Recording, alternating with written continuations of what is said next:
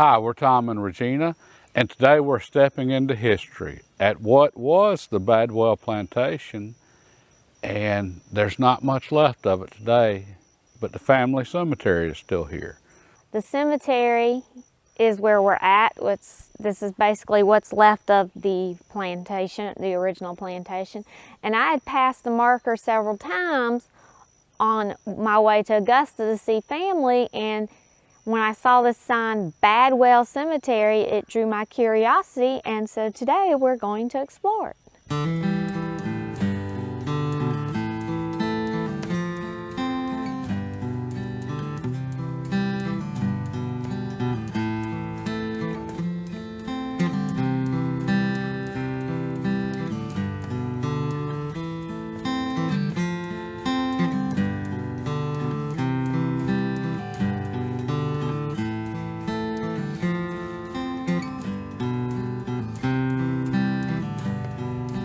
Efforts have been made since 2009 to restore the cemetery by the National Park Service and local historical societies and residents.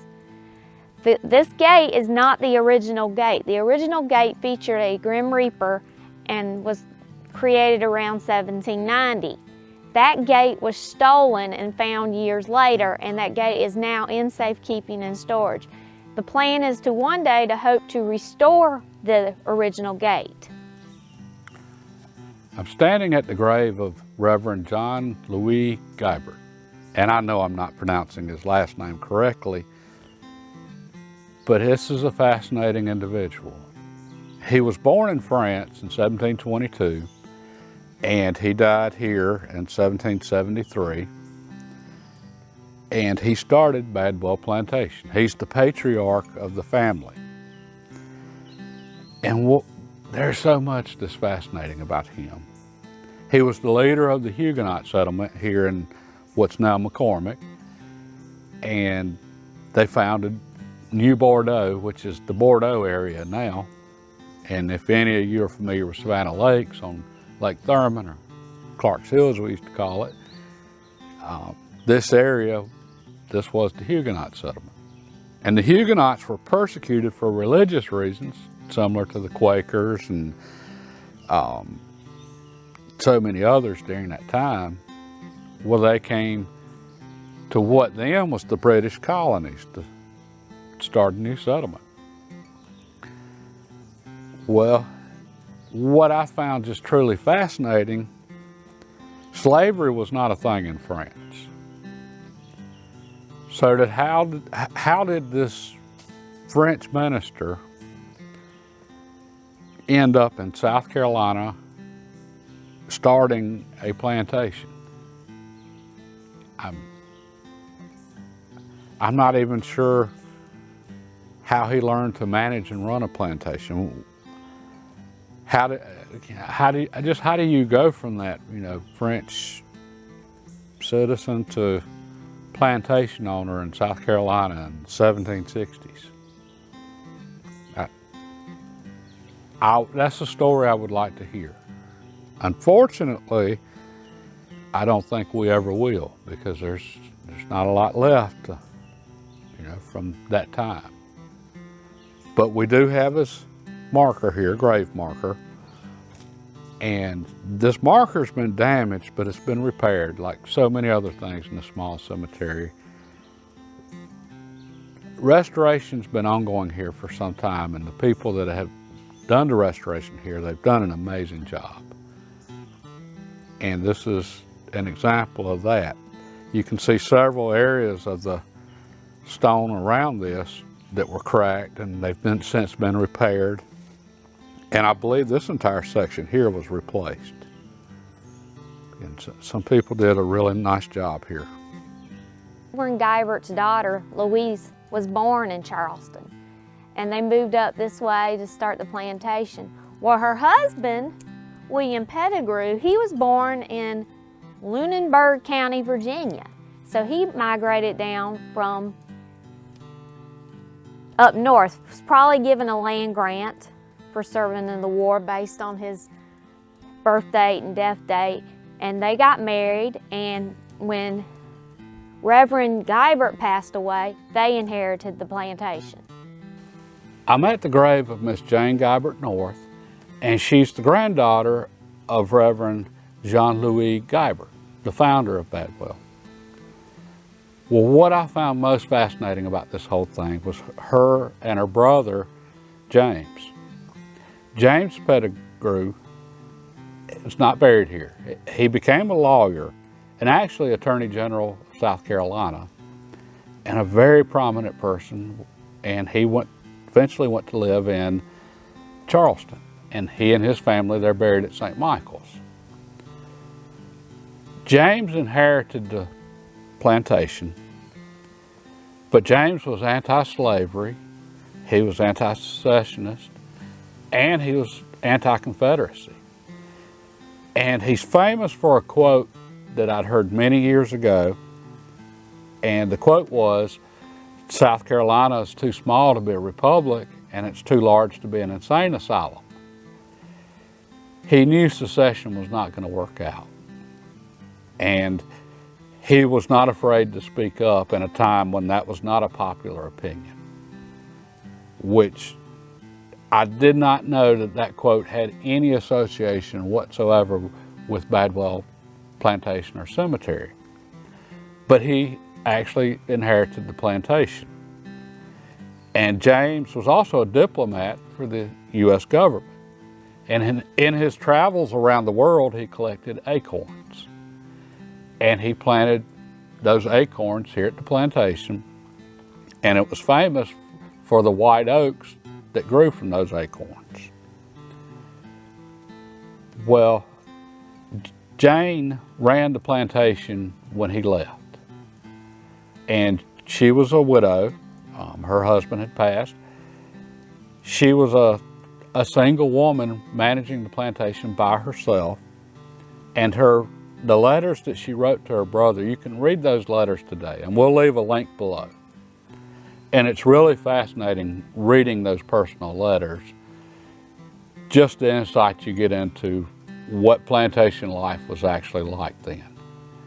And her and her brother both passed away in 1863 during the war, which neither were able to see the outcome. The war between the states was truly a war of brother versus brother. James Pettigrew, who we mentioned earlier, was anti-Confederacy, anti-slavery, and anti-secession. He, however, believed that South Carolina would never rejoin the Union. Here I'm standing at the graves of his niece, Mary North, who is the daughter of Jane, and her husband, Captain Joseph Blythe Alston, who served for South Carolina during the war. They inherited this plantation once Jane passed away, because James passed away in March of 1863, and then Jane passed away in November of 1863. So that's when they inherited this plantation. I would like to note that there is a Confederate battle flag placed in front of Captain Alston's grave. That is done by the Sons of Confederate Veterans. Confederate Memorial Day in South Carolina is in May, and every May the Sons of Confederate Veterans go out and place battle flags on the graves of Confederate soldiers. And to take it a step further, Memorial Day, what we know as Memorial Day, was actually started in the South with ladies placing wreaths of flowers on the graves of Confederate soldiers to honor them. And a Union general heard about this and liked the idea and suggested that the same be done for the Federal soldiers. And that's how we got Memorial Day.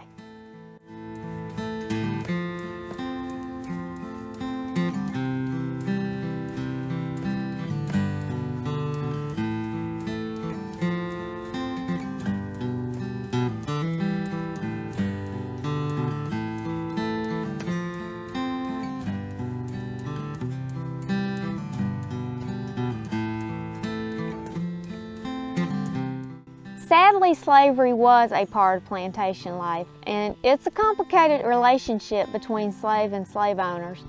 And here I'm sitting at the grave of Daddy Tom, who was buried here at the family cemetery, which I found very interesting. When his original headstone was here, as you can see, it's broken off. When they put in the lake, they found the original headstone in the lake. And those who made efforts to restore this cemetery replaced his headstone. He was born and died here.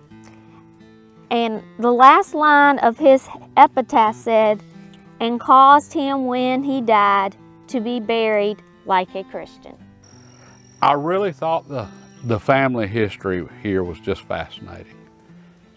And in just 3 generations, from Reverend John Louie Gibert to his grandchildren, James and Jane Pettigrew, it went from him migrating here into what was wilderness, literally, in the 1760s as a Huguenot.